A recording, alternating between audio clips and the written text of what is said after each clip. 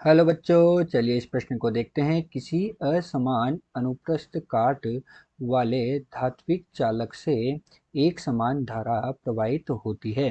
निम्नलिखित में से चालक में कौन सी अचर रहती है? पहला दिया है धारा, फिर हमें दिया है धारा घनत्व, फिर दिया है विद्युत क्षेत्र और फिर दिया है अपवाह चाल। तो बच्चों हमसे क्या पूछा गया है? हमें एक अनुप्रस्थ काट वाला धात्विक चालक दिया गया है और उस धात्विक चालक में एक समान धारा प्रवाहित कर दी गई और हमसे पूछा गया कि धारा, धारा घनत्व, विद्युत क्षेत्र तथा अपवाह चाल में से कौन सी राशि अचर रहेगी। तो चलिए बच्चों हम देखते हैं मुख्य उदाहरण।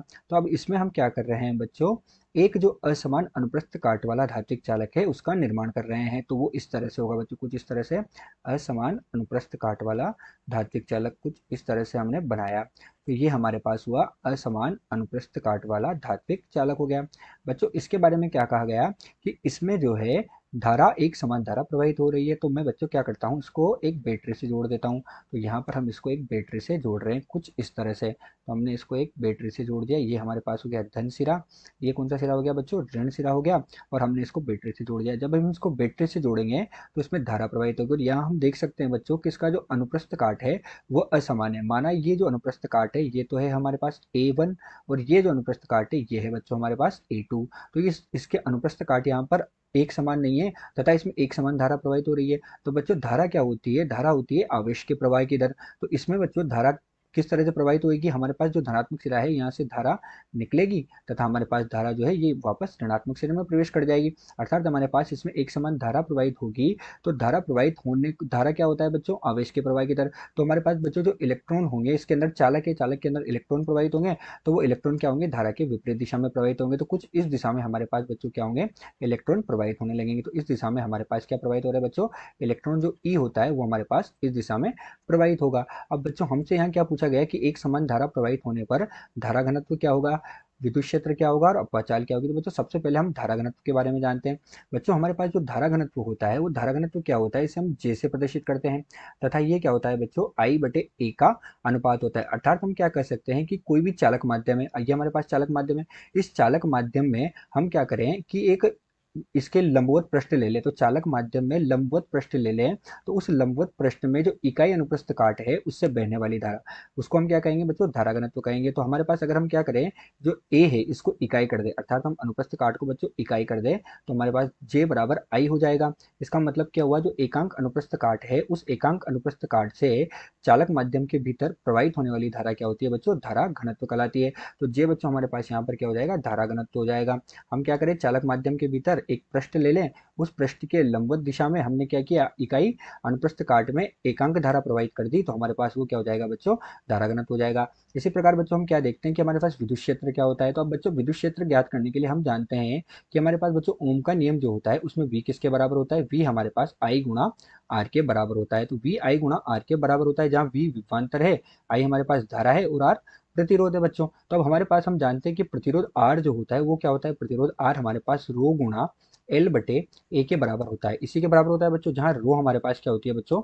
रो होती है प्रतिरोधकता, L होती है लंबाई और ए होता है अनुप्रस्थ काट क्षेत्रफल। तो रो तो हो गई प्रतिरोधकता, L हमारे पास क्या है बच्चों? लंबाई है और ए हम सब जान रहे हैं यहाँ पर क्या है? अनुप्रस्थ काट क्षेत्रफल हो गया। तो R का मान बच्चों हमारे पास ये होता है। तो ये R का मान बच्चों हम यहाँ पर रखेंगे। तो हमारे पास V का मान कितना प्राप्त हो जाएगा बच्चों? आर का मान रखने पर V का मान हमारे पास प्राप्त होगा रो गुणा एल गुणा बटे ए और गुणा आई के बराबर। बच्चों रो जो प्रतिरोधकता होती है, प्रतिरोधकता तथा चालकता एक दूसरे के समानुपाती होती है, अतः रो का मान किसके बराबर होगा बच्चों? एक बटे सिग्मा के बराबर, जहाँ सिग्मा क्या है बच्चों? हमारे पास चालकता होती है। तो सिग्मा क्या होती है बच्चों? चालकता होती है। तो अब ये यहाँ पर हम रख देते हैं। तो V का मान हमारे पास कितना हो जाएगा बच्चों? V का मान हो जाएगा एक बटे सिग्मा एल गुणा ए, एल बटे ए गुणा आई के बराबर। अब हमने अभी अभी लिखा बच्चों धारा घनत्व क्या होता है? धारा घनत्व होता है एकांक अनुप्रस्थ काट में प्रवाहित धारा, अर्थात आई बटे ए के बराबर होता है। तो आई बटे ए का मान कितना हो जाएगा? जे के बराबर हो जाएगा। तो वी बराबर कितना हुआ?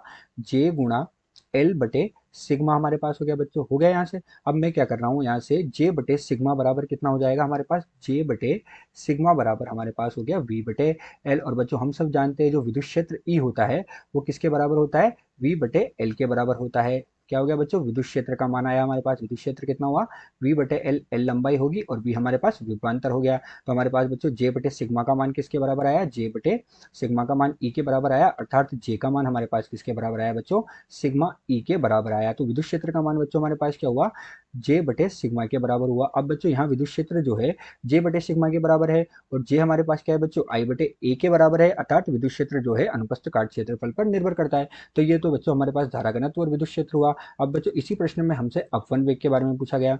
बच्चों अपवन वेग क्या होता है कि जब मैंने इस चालक माध्यम में बैटरी लगाई तो बैटरी लगाने पर इसमें क्या होगा बच्चों, एक विद्युत क्षेत्र E उत्पन्न होगा और वो विद्युत क्षेत्र E जो उत्पन्न होगा उस विद्युत क्षेत्र के कारण क्या होगा बच्चों, एक बल लगेगा और इसके जो आवेश इलेक्ट्रॉन ये क्या करेंगे, विद्युत क्षेत्र के विपरीत दिशा में एक नियत वेग से गति करेंगे और वो जो नियत वेग होगा बच्चों वही हमारे पास क्या होता है, अपवन वेग होता है। तो जो अपवन वेग होता है उसको हम किससे दर्शाते हैं बच्चों, अपवहन वेग जो होता है उसको हम V और D से दर्शाते हैं। तो अपवन वेग क्या हो गया बच्चों, V D जो है ये हमारे पास अपवन वेग होगा। और अपवन वेग का सूत्र क्या होता है बच्चों, अपवन वेग का सूत्र होता है I बटे N गुणा ए गुणा ई, जहाँ आई धारा है, ए अनुप्रस्थ काट क्षेत्रफल है और एन क्या है बच्चों हमारे पास इलेक्ट्रॉन घनत्व हम बोल सकते हैं। तो एन को हम क्या बोलेंगे बच्चों, इलेक्ट्रॉन घनत्व बोल देंगे। तो एन तो हमारे पास हो जाएगा इलेक्ट्रॉन घनत्व, ई क्या होगा बच्चों, इलेक्ट्रॉन का आवेश होता है हमारे पास। तो ये तो हो गया बच्चों इलेक्ट्रॉन घनत्व, या हम इसे इलेक्ट्रॉनों की संख्या बोल सकते हैं। आई हमारे पास बच्चों यहाँ पर धारा है, ए अनुप्रस्थ काट क्षेत्रफल हमारे पास हो गया और ई क्या हो गया बच्चों, इलेक्ट्रॉन का आवेश हमारे पास हो गया। तो ये बच्चों हमारे पास क्या होते हैं,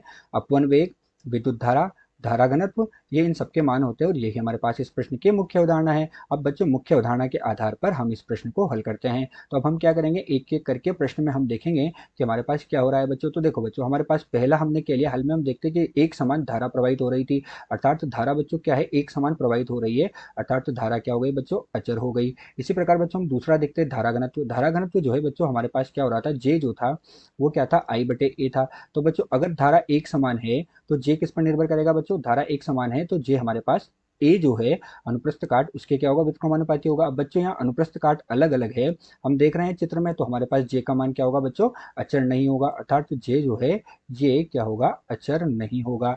इसी क्रम में बच्चों हम क्या देखते हैं, हम देखते हैं कि जो हमारे पास विद्युत क्षेत्र होता है ई, उसका मान कितना है। तो बच्चों हमने विद्युत क्षेत्र का मान लिखा है यहाँ पर कितना, जे बटे सिग्मा के बराबर होता है। तो ये विद्युत क्षेत्र जो है जे बटे सिग्मा के बराबर है।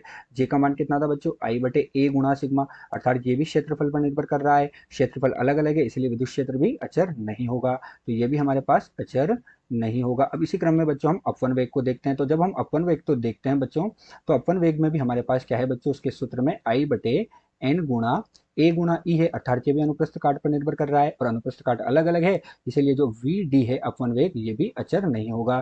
तो बच्चों हमारे पास किसका मान अचर हुआ, यहाँ पर हमारे पास धारा का मान अचर हुआ। तो अतः दिया गया जो प्रश्न है, इस दिए गए प्रश्न में धारा का मान अचर होगा। आशा करते हैं आपको प्रश्न समझ आया होगा। धन्यवाद।